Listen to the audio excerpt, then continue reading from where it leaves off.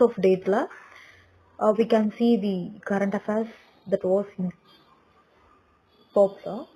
First நம்ம என்ன பார்க்க போறோம் அப்படின்னு பார்த்தீங்கன்னா ஒரு ரபீஸ் வேக்சின் பத்தி பார்க்க போறோம். Elective fake rabies vaccines.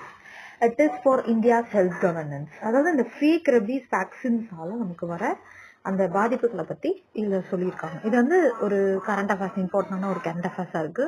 So இதை பத்தி நான் உங்ககிட்ட ஷேர் பண்ணணும்னு நினைக்கிறேன். Fake rabies vaccine. Health authorities in Australia have advised citizens vaccinated for rabies in India to check whether they require replacement doses following concerns about counterfeit rabies vaccines.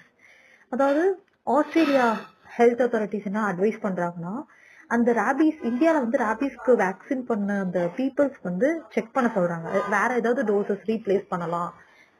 ஏன்னா rabbis வந்து அந்த அந்த ரபீஸ் பரவிட்டே இருக்கே தவிர vaccines வந்து தடுக்கலன்ற மாதிரியா